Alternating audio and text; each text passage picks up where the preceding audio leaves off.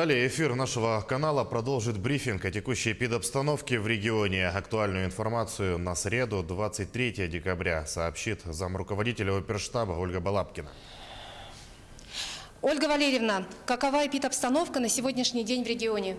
Добрый день, уважаемые жители Республики Саха-Якутия. Оценивая санитарно-эпидемиологическую ситуацию на сегодняшний день, необходимо обратить внимание на то, что за долгие 2 месяца достаточно стабильного, в общем-то, такого напряженной ситуации, связанной с тем, что в день фиксировалось до 200 случаев, сегодня зарегистрировано меньше 200 случаев, 193 случая новой коронавирусной инфекции. На столицу республики приходится 88 случаев. Особую тревогу сегодня у нас вызывают также Мирнинский, Нерюнгринский, Алданский районы, в которых фиксируется от 15, 13 и 10 случаев, соответственно. В Мегино-Кангаласском, Улусе и Явленском районе фиксируется по 8 и 7 случаев, и по 1 до 6 случаев регистрируется в 20 районах республики. За сутки лабораториями Роспотребнадзора и лабораториями учреждений здравоохранения Республики Саха-Якутия было проведено 2599 исследований на ковид. Данная цифра непосредственно основывается на данных только лаборатории ПЦР. Мы также продолжаем осуществлять тестирование граждан Республики Саха-Якутия иными методами тестирования как такового. Уважаемые жители Республики Саха-Якутия, безусловно, для нас приближается самый любимый праздник каждого вообще живущего, наверное, на земле. И, конечно же, сегодня есть определенного рода правила, которые установлены в части празднования Нового года. Основная задача, позиции, которые определены в указе главы Республики Саха-Якутия, связаны прежде всего с тем, чтобы установить правила безопасного проведения новогодних праздников как для детей, так и новогодних праздников для взрослых, для того, чтобы снизить риск заболевания и, соответственно, не допускать групповых заражений.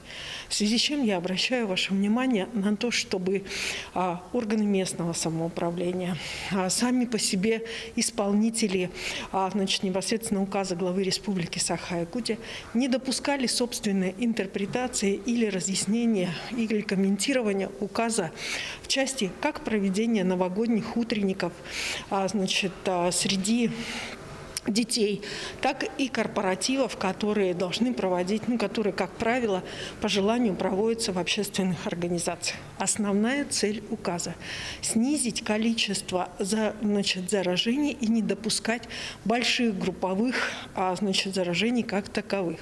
Это возможно и в той ситуации, когда уже есть сложившиеся коллективы. Поэтому, когда мы говорим об утренниках, об мероприятиях новогодних в школах и в детских садах, то никакого смешения детей в этих группах, как в детских садах при проведении утренников, так непосредственно и школьников не должно быть. Как разделили мы изначально школьников на классы, как разделили ребятишек на группы, они таким образом раздельно в своем микроколлективе и должны встретиться с Дедом Морозом и получить свои подарки. Благодарим за предоставленную информацию. Это был брифинг регионального оперативного штаба по борьбе с коронавирусом, а мы переходим к выпуску новостей.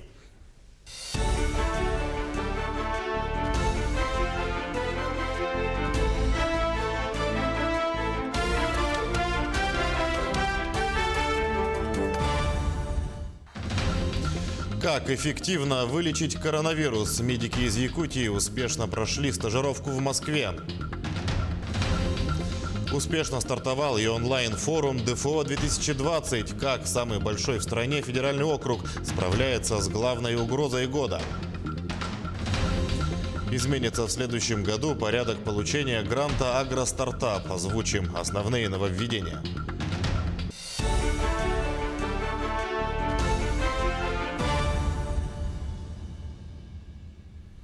Вы смотрите новости в прямом эфире, в студии Сергей Михедов. Здравствуйте.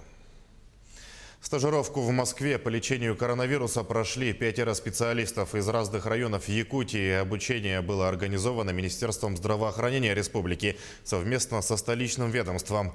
Как лечится COVID-19 и о чем нужно помнить каждому из нас, узнала наш корреспондент в Алдане Татьяна Вахнина. 2 недели и более длится процесс лечения COVID-19 в зависимости от степени тяжести болезни. По данным на 22 декабря в стационаре с установленным диагнозом «новая коронавирусная инфекция» находились 87 пациентов. Большинство заболевших – люди старшего возраста. Легкая форма, она обычно незаметно для больных проходит, а вот начиная со средней и с тяжелой формы, там присутствуют такие жалобы, как высокая температура длительное время, не сбивающаяся ничем, нарастает одышка у людей и обостряются все хронические заболевания. Виталия Власова – врач-отоларинголог. Впрочем, почти 8 месяцев болезни уха, горла и носа для нее не профильные. В мае Виталия Викторовна была переведена в ковидное отделение. Сейчас она и 5 ее коллег оказывают помощь заболевшим новой коронавирусной инфекцией. Недавно Виталия Викторовна прошла 2-недельную стажировку в Москве. Мы там посещали такие больницы, как стадион Крылатская, Коммунарка. Мы проводили совместный обход с руководством НИИ Склифосовского, обсуждали тактику лечения больных. Стажировка была организована для врачей ковидных отделений Минздравом Республики совместно со столичным ведомством. Из Якутии обучение прошли 5 специалистов. Обмен опытом оказался ценным. Впрочем, Виталия Власова отметила, что в лечении коронавируса алданские медики придерживаются абсолютно верной тактики. Вот этот обмен опытом, конечно же, понадобится и нашей практической работе в Алданском районе. Хочется отметить, что и уровень подготовки наших специалистов, которые посетили ведущие медицинские организации нашей страны, тоже является высоким. По данным Роспотребнадзора, по Алданскому району в настоящее время на самоизоляции находятся более 1000 человек. Контакты вновь выявленных заболевших локализуются. Продолжается работа в активных очагах, специализированном интернате поселка Илмах и Алданском центре семейного устройства. Врачи напоминают, сохранение собственного здоровья во многом зависит от нас. Берегите себя, молодежь, берегите своих близких. Носите, пожалуйста, все маски и перчатки. Специалисты отмечают, что относительно соблюдения мер безопасности алданцы стали более дисциплинированы. В основной массе люди соблюдают масочный режим. В общественных местах выдерживают дистанцию, осознают важность обработки рук. Однако иногда нарушения предписаний все же имеют место. Татьяна Вахнина, Алдан. Успешно стартовал онлайн-форум ДФО-2020. Какие проекты удалось реализовать? Как самый большой в стране федеральный округ справляется с главной угрозой года – пандемией коронавируса? Эти темы стали самыми важными во время круглого стола в рамках форума. Все подробности у Максима Кардозу. Пандемия – вот главная тема уходящего года. Она вмешалась абсолютно во все сферы. Пришлось пересматривать инвестиционные планы Дальнего Востока. 15 крупных проектов, которые могли создать 3000 рабочих мест, оказались заморожены. Но 2020 не стал помехой для реализации других мегаидей, например, промышленного развития Южной Якутии. Нерюнгри, который когда-то таким городом комсомольской славы считался, его просто надо было расселять. Все, уже работа закончилась. Заканчивались запасы угля и заканчивалась работа. Вот сейчас эти проекты реализованы, причем они постоянно набирают потенциал. Мы сейчас уголь оттуда в полном объеме не можем вывести по восточному полигону. Закончились проблемы того, что надо расселять Нерюнгри. Там сегодня привозить людей надо. Я впервые попал на Дальний Восток в 2002 году, как раз в город Нерюнгри. Я помню прекрасно разницу вот того Нерюнгри, такого после 90-х депрессивных, и Нерюнгри с энергией, которую принес туда Колмар. Но времени-то заняло это 18 лет практически. Больше всего в пандемию пострадал малый и средний бизнес. На Дальнем Востоке примерно 300 тысяч предпринимателей. 39 тысяч – это якутяне. Особенно сложно сегодня предприятиям в сфере услуг и туризма. Каждый из них мог рассчитывать на ту или иную помощь. В Якутии на поддержку малого и среднего бизнеса было выделено почти 5,5 миллиардов рублей. Это льготные кредиты, субсидии, снижение арендной ставки, налоговые преференции. В том числе мы одними из первых в стране начали, пусть в небольших размерах, но как раз субсидировать наших предпринимателей на переход на онлайн-торговлю, на создание каких-то маркетплейсов. Это на самом деле достаточно серьезно помогло. К лету достаточно серьезно сокращалось количество субъектов малого бизнеса. Ну и на 2021 год мы тоже, конечно, будем поддерживать. Это и снижение налоговых определенных выплат, продление моратория на проверки, продление моратория на повышение арендных ставок. Подводя итоги года, участники форума ДФО-2020 обсудили и какую помощь получили регионы в борьбе с самим коронавирусом. Так, на Дальний Восток были отправлены 300 машин скорой помощи, почти 1000 аппаратов ИВЛ, более 1 миллиона защитных комплектов. Совсем скоро начнется и вакцинация от COVID-19. В первую очередь это должны быть врачи, сотрудники соцслужб и преподаватели. Первый этап вакцинации должен завершиться в марте. Максим Кардозу, Виктор Олесов, Москва. Возможности приобретения жилья расширяются для владельцев материнского капитала. Владимир Путин подписал поправки в закон о мерах господдержки семей с детьми, передает «Российская газета». В прошлом году был сокращен перечень организаций, имеющих право выдавать займы на покупку жилья, которые можно погашать материнским капиталом.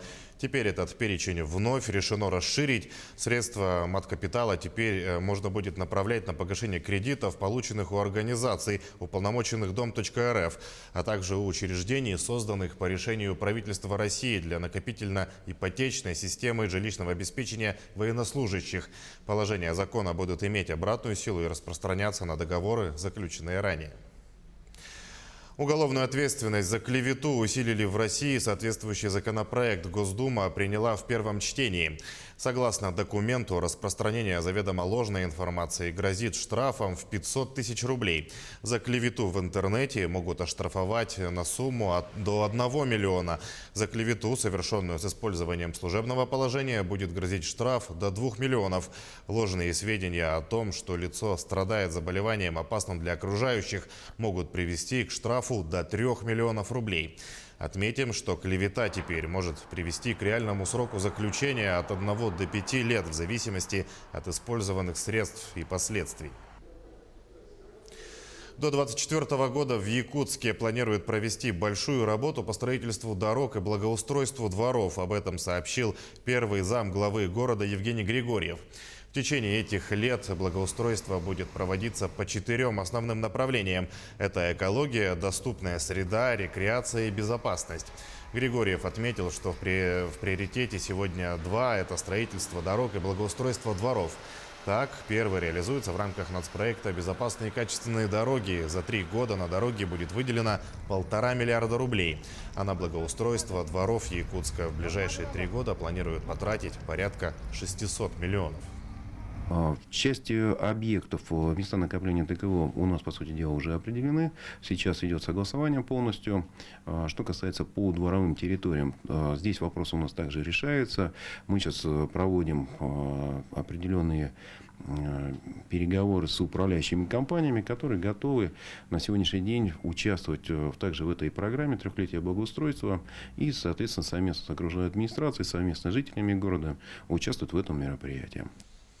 Изменится в следующем году порядок получения гранта «Агростартап». Об этом нашему телеканалу сообщили в Минсельхозе региона. Для начинающих предпринимателей смягчаются требования по созданию рабочих мест. Теперь глава хозяйства сможет получить до 2 миллионов рублей, даже если он работает один. Также есть возможность получить больше средств, если привлечь еще 1 работника. Второе изменение, оно касается сельскохозяйственных кооперативов. Работники предприятия смогут на деньги гранта купить оборудование и технику. Если раньше НДС на такие покупки приходилось покрывать из собственных средств, то теперь оплата налога входит в сумму гранта. Еще одно изменение коснулось долгов заявителя. В прошлом году из участников очень много людей было отказано в связи с наличием задолженности по налогам и сборам, то в этом году, то в следующем году будет изменение касаться в части того, что если у него не будет задолженности свыше 10 тысяч, в размере до 10 тысяч. То есть, если человек, у него где-то есть пеня, были такие случаи, что даже задолженность 1 копейка, 10 рублей, то уже человек отказывали. То вот такие люди уже могут участвовать. В любой сфере деятельности можно реализовать свои амбиции. Главное – найти любимое дело. Например, Марина Волохова в Алекминске выбрала для себя самозанятость и кондитерское направление. Ориентировалась кондитер не только на спрос, но и на свои желания, рассказывает Елена Фаст.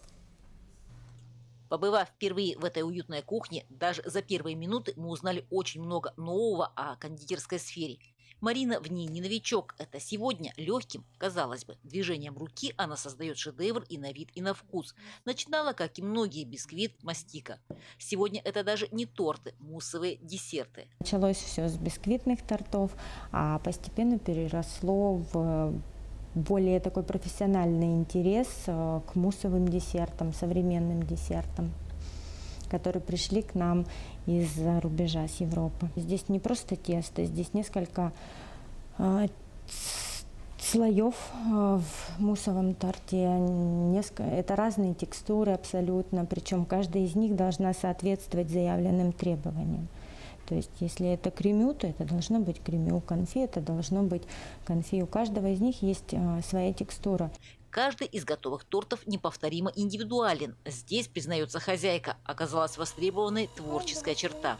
В принципе, мы смогли захватить только одну из частей процесса. Впереди украшения. И каким предстанет этот торт, зависит и от кондитера, и от заказчика. Я пытаюсь донести то, как я вижу этого человека. Да? Например, если это детские торты, так это действительно полная история. Это может быть какая-то жизнь. Вот торт с динозавром, понятно, да, для детей. Каждая из фигурок – шедевр терпения и качества. Кстати, к ингредиентам Марина более чем взыскательна. Чтобы получить на выходе настоящее лакомство, нужны качественные компоненты. Большая часть ингредиентов, даже основная часть, это недоступно здесь, в Алекминске. Я заказываю с Якутска, с кондитерских магазинов, с которыми плотно сотрудничаю, они меня знают. То есть у нас налажены доставки, поставки. Бывает такое, что даже чего-то нет в Якутске, приходится заказывать с других регионов. Ну, чаще всего это Москва. Стильность и хороший вкус во всем. Уже зайдя сюда, понимаешь, человек действительно любит свое дело. Тем временем очередная красота готова отбыть к заказчику. Елена Фаст, Максим Копылов, Алекминск. К этому часу это все новости. Берегите себя, не забывайте носить маску и соблюдать безопасную дистанцию. Оставайтесь с нами.